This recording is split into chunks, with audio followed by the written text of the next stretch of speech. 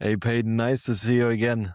And welcome to AIdeas Podcast to our dear listeners. And this time we talk about the new release of Anthropic's model Mythos, or how do you say in American English? Mythos. Mythos. What fascinates you about this, Peyton?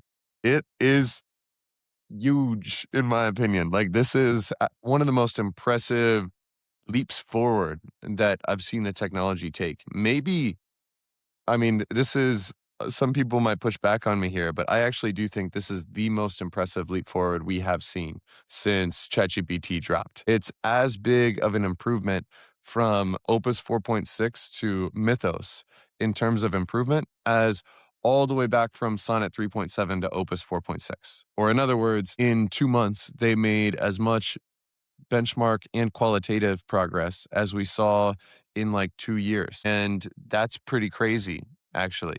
And so it's able to do a lot of things at very high volumes that other models, Opus 4.6, the most state-of-the-art models that are distributed right now, can't do any of them. It's finding these large critical software exploits in programs and in core operating systems, all of the core operating systems, all of the major browsers, all of these core infrastructures of digital technology that nobody has found for decades. It is a different level of intelligence, perhaps. You can make an argument that it is more advanced than almost any hacker alive, except now it can work 1,000 times faster or 1,000,000 times faster. And so what does this mean, in your opinion, for its ability to work on AI research, on its ability to code the next version of itself? How do you think this affects the recursive self-improvement timelines that we're looking at? Well, definitely we are on this timeline right now. We are in the age of models being able to do model research by themselves. They hack their own temperatures, they do fine tuning themselves, and they do experiments on themselves in a loop, and they have an optimization function, and that's why it's possible. It's a kind of software where you can say now it's better or now it's worse, or now it just stayed the same. Because it's such a thing you could measure and you could put an optimization criterion to optimize against for to work. It is so powerful. But the frontier is also ragged in terms of the software part, like made leaps forward, the reasoning part as well, but it still does not mean the human is now not necessary anymore. It still does not mean that AI is more intelligent than we are. In some domains, it is much more intelligent. Yes. In some domains, it has much more agency than we do. But in other domains, humans still prevail, and I like kind of that the tooling and the tools and the kind of software which what AI is in the end effect improves in some domains to such a level that it can be so helpful to do security research in one part, or like to circumvent secure systems at the other hand. So that's why Anthropic holds the model back from users like us. So we can't access this intelligence right now. What a pity. What a pity. But also, it's good that some of the bad guys cannot access it right now, and the systems harden just before they can access. And I kind of, at one hand, I like the fact that now Google and others in Project Glasswing are now working on securing their system. I don't like it that it's such a consortium which is exclusive, which is only like American companies, which is like, okay, what does the rest of the world do? Now it's like the US, and now it's China building these powerful models and even more powerful models. And then like hailstorm coming upon Europe, or what? Mhm. What kind of implications does this procedure have, in your opinion, in terms of this exclusiveness of the consortium? What implications come for normal people like us or even other nations? It's a crazy dynamic, so much game theory playing out right in front of us. What comes to my mind first is the necessity of this being closed right now. This model found these critical exploits in the most important security systems that we have. These things that hackers have been trying to crack, these essential infrastructure pieces for decades and have not been able to with large stakes. And so, if that just gets unleashed and every Yahoo with a VPN is in their house using this to target every community bank across the world and exploit funds and this and that. Like the power for cybersecurity of this thing is so extreme that genuinely you cannot democratize it yet until you give all of these security people a good, at least some runway to try to build the defenses against all insane insane workarounds and hacks that this thing can find like that, like all of these, just genuinely, the whole infrastructure of the internet is vulnerable to this model. It is so powerful at hacking that you cannot give it to every, like you just, it is not an option to give this to every, it would be, this is a little bit of a dramatic, like it'd be like, what if you gave 100 million people an off switch on the electrical grid?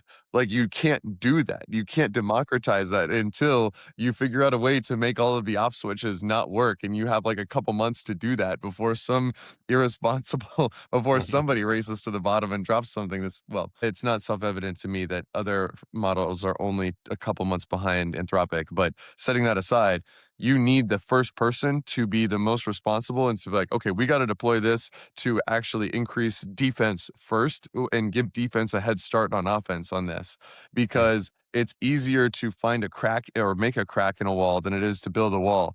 And so you need the most powerful builder to be reinforcing, to identify everywhere where you can crack the walls and reinforce those walls.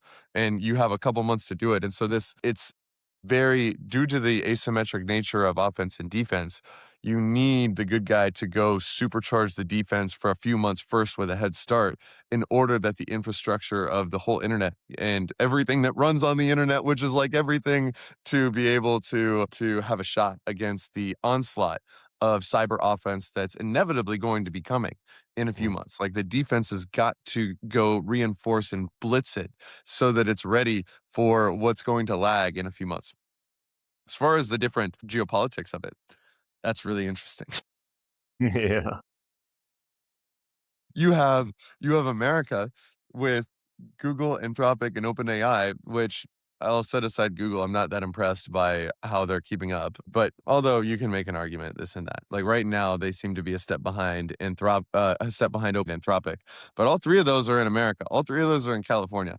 In America, I don't know if you've noticed, but we're kind of crazy right now. Like America, like we are just loose cannons shooting from the hip, and we're building this insane like digital superpower in California, and all three of them are in California, and they're racing each other. Meanwhile, they're racing these people in China. This supply chain is bottlenecked in Taiwan, which is like the place that China's trying to conquer, and China is just dropping these really powerful open source models that are only a few months behind the frontier models in America.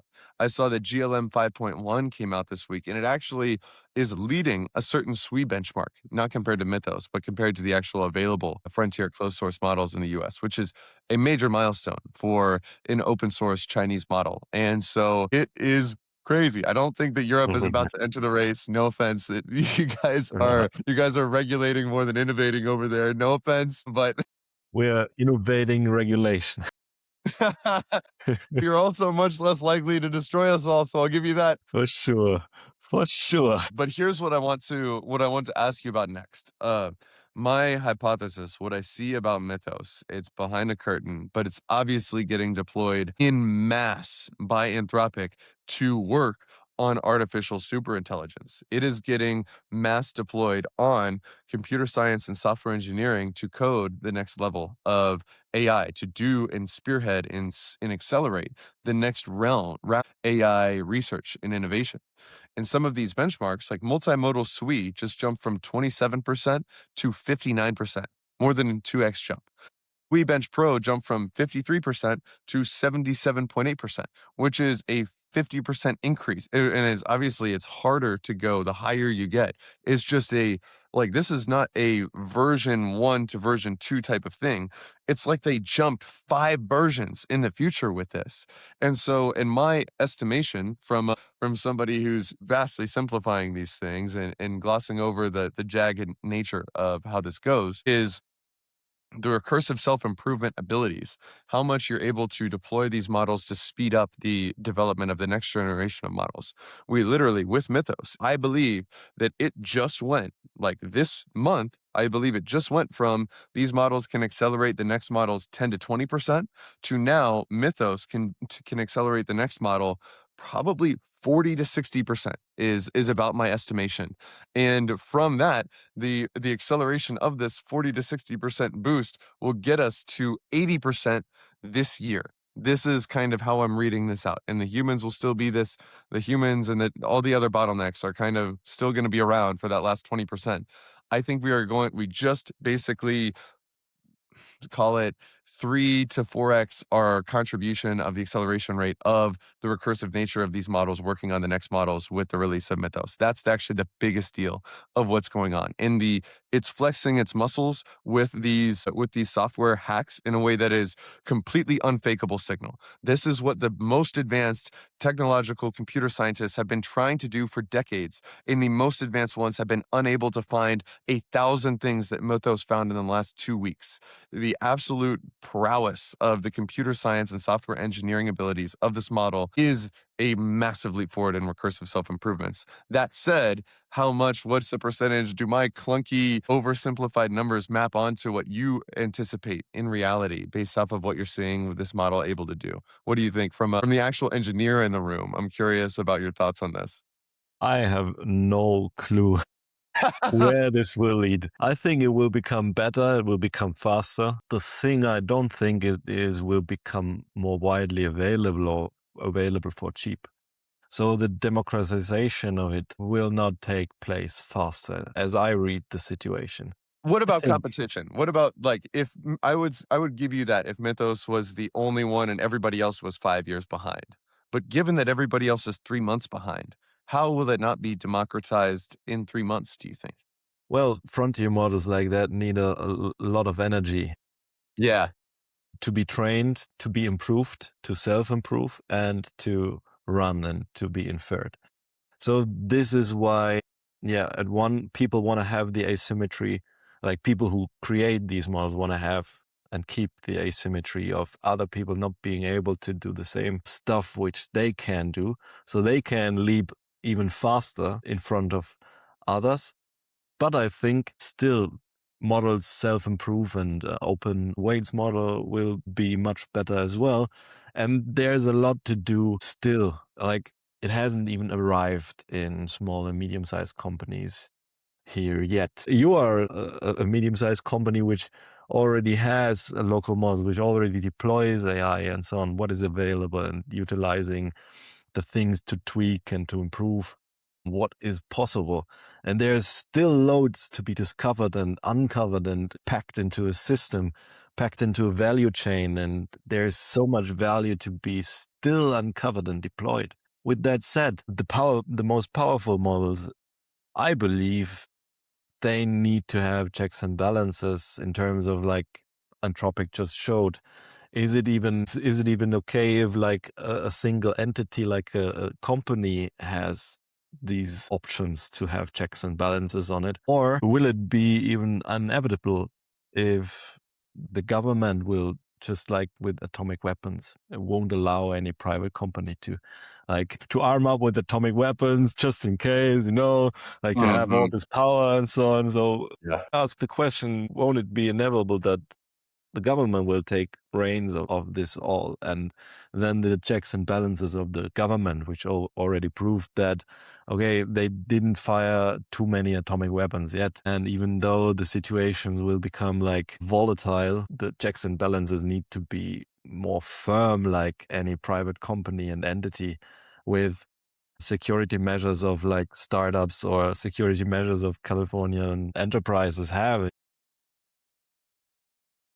You know, the most horrifying part of that is we're not talking about government in the abstract. We're talking about the government that just bombed Iran for shits and giggles and kidnapped Nicolas Maduro, and that's doing like acting crazy in all directions. Like this is the American government of 2026 that's completely unhinged. It has less checks and balances than Anthropic that actually less functioning checks and balances than Anthropic. I stand behind that opinion. Like like it you're right that it's such a power that the government might confiscate it. In doing so, if the government confiscates it, it's going to completely cut it off. Like it's just like the government can't do technology. The government is so bad at like just comically bad at innovating and the checks and balances aren't working, but it is like the power is real. And so the government will try to strong arm their way to hijacking the power. You're seeing this like crazy aggressive shit they're doing toward Anthropic when Anthropic says you can't use this for autonomous weapons, you can't use this for mass surveillance of your own citizens. And the government having a shit fit and foaming at the mouth and freaking out and flailing in all directions like children. Like it's just insane to think about how because you're right, they probably are going to make crazy aggressive unprecedented moves to try to confiscate and coerce and hijack this power. And they're the last group of people, not the last, they're not an ideal group of people. There are Like it's many last people.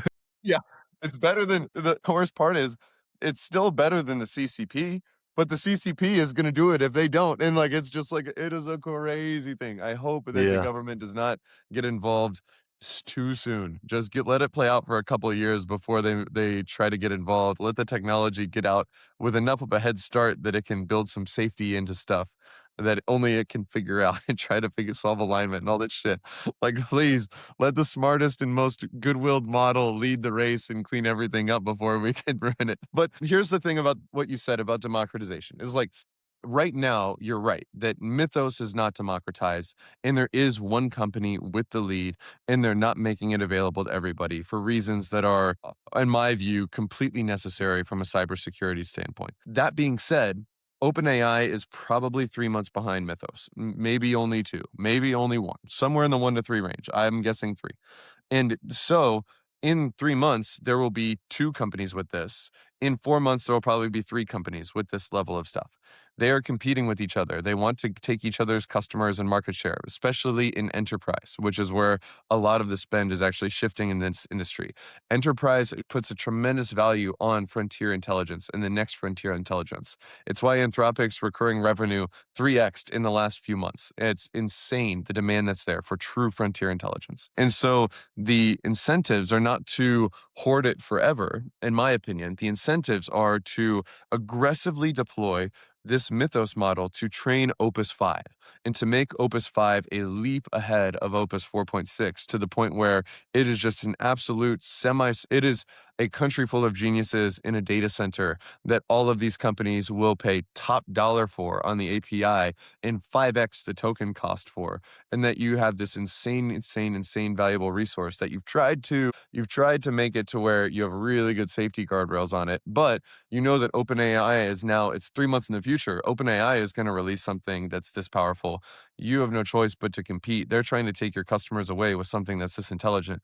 The democratization is just baked into the game theory of this. So you can delay it a couple months if you have a couple month lead, but the amount of your lead, that's as long as you're allowed to hold, that's as long as you can hold this thing in as a business that's trying, or otherwise they're going to take your customers and they're going to get more data and they're going to get more resources and then they will be in the lead and they're going to let it rip. And so it's as the responsible company here, Anthropic still only can hold it behind the closed door for as long as it takes for their second place competitor to catch up, is my view, which is no more than a few months out, is very likely. Is that kind of your read of it as well?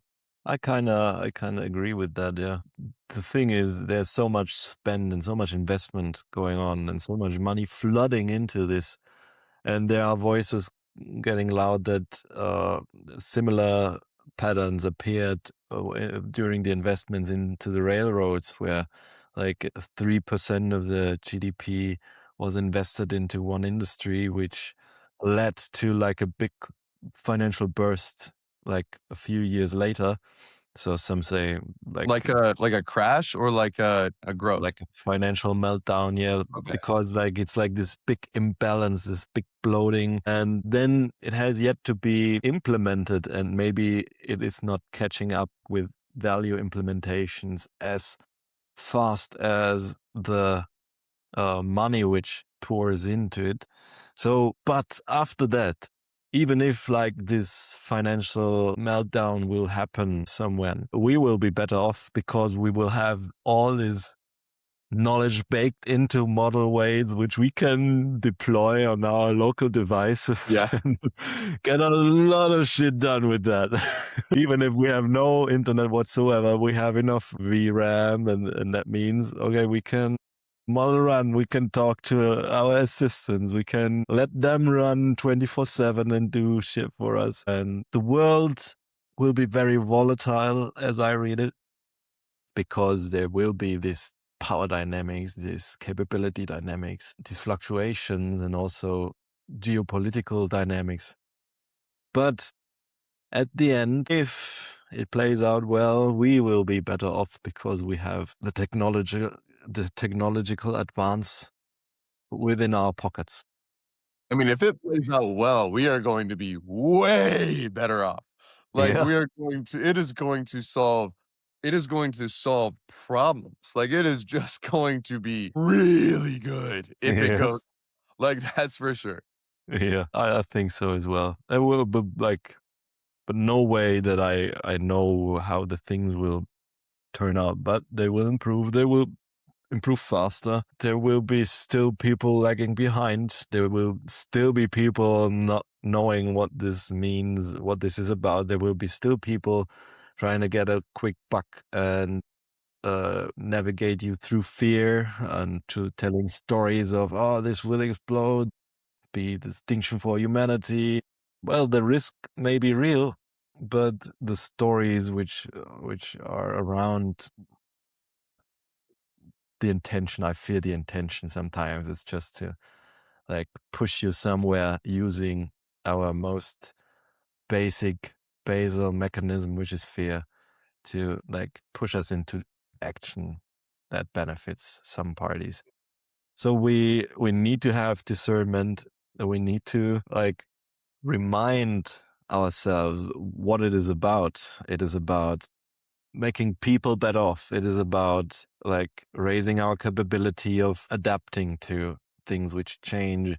It is about relationships we have with each other. And it's about improving the state of the world, the state of the ecosystem, the state of our mind, bringing value to customers and sharing our gifts with the world. And these models will elevate our human capability and support us on the way there. Maybe even help us solve aging and help us solve diseases and improve our thinking and transcend our minds, make our spectrums of potential things we can feel and think and experience, widen that realm, It will be some kind of evolution which takes place when we have this symbiogenesis of us merging with our creations. And let's see how it will turn out. Hopefully it will turn out well. That's what I work on. I want to bring these values to companies. I want to bring the reminder to companies that it's about people. It's about elevating humanity. With that, Peyton, what is your take on that?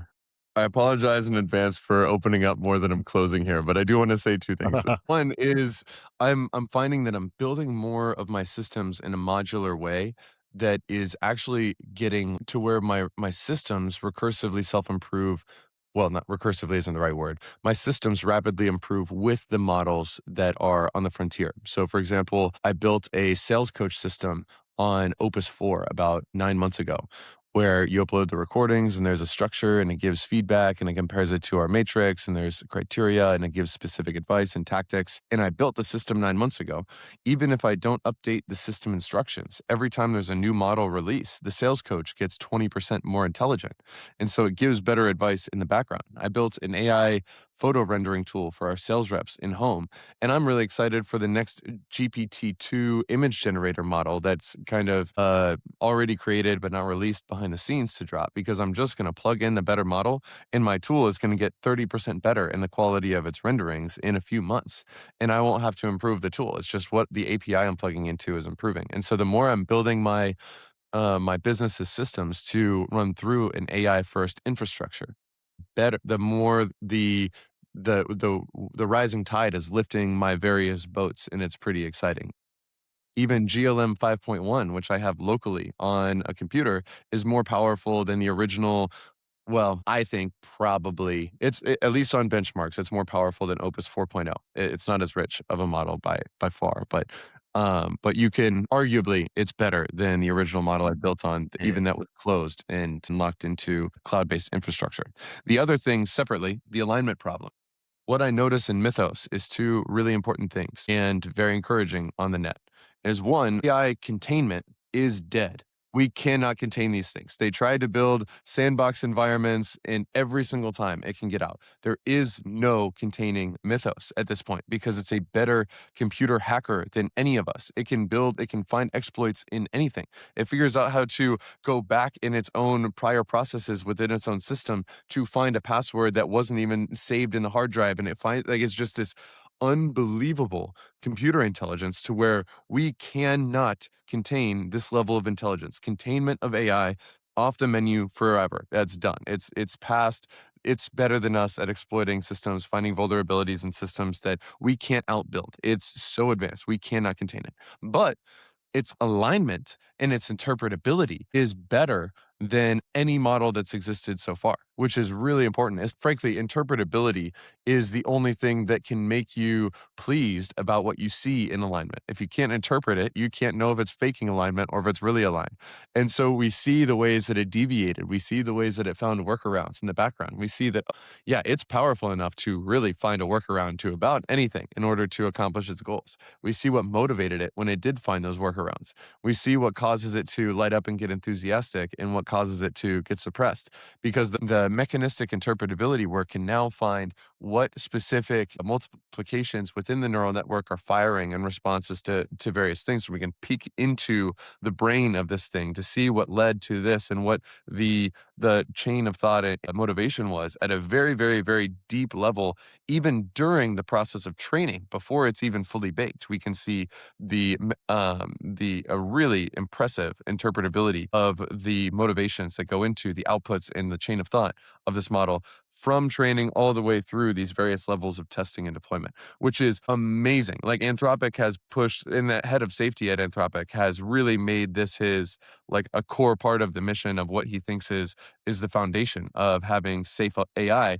And they've pioneered it beyond what I ever expected to be possible a few years ago. And the solution of interpretability, that is a foundation of alignment and trusting alignment and being able to iterate on alignment, because you can actually look with a microscope at what's going on in various stages of motivation within the training and after. So that is so exciting and so good for techno optimism and humanity and all the rest. It's just unbelievable the innovation Anthropic has made towards safety and alignment of AI systems. The alignment research itself they've done, the constitutional AI, is also it's bearing really good fruits. The advancements in safety and alignment technology, and Anthropic being at the lead and making the most advancements and putting the most energy into this and being the most responsible, in my opinion, not perfect, but the most responsible AI alignment company that exists. I'm so glad they're leading the way, because I feel like they're going to be aggressively deploying Mythos to help continue our innovation on this most important safety structure. And it's looking really good right now for AI alignment, in my opinion, especially with what we see in the Mythos system card when we're really looking underneath the surface at the advancements we've made in interpretability and alignment. Curious if you have any thoughts on this. I know that there's many voices at this table, and there's many levels on on alignment, and probably has biases, and certainly has biases in many directions. But the big picture, can we look inside this enough to trust it thing? Thank goodness that that's looking good, is kind of my opinion. Yeah, well, I haven't tried it yet, and I don't know whether it's true what they tell. I don't know, and the thing is, if it's not true, then it's fucking great marketing.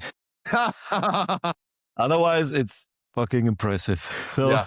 either way, it's like a situation where I need to think about, okay, how does it relate to my own work? How does it relate to my own life? It's definitely exciting for me as well, and we live in exciting times. And the thing is, okay, what can I use? What is already there? How can I ground myself in the things that are already available to us? For, well, it doesn't have to be that cheap. Like a supercomputer now costs 3,000 francs, and I can put some weekends and invest some weekends in it and create some great systems with it, then deploy it in the value chains of companies already working in a certain way and improve their way of working, improve the lives of the people they employ, elevate their capabilities. How can I utilize what is already there? And how can I build these systems, like you said, to be prepared for the intelligence level up when I just plug in a new model which is available? And these are the questions which I want to focus on, but the excitement sometimes gets its way. But the thing is, what is relevant right here, right now? Because as we know, the future is already there.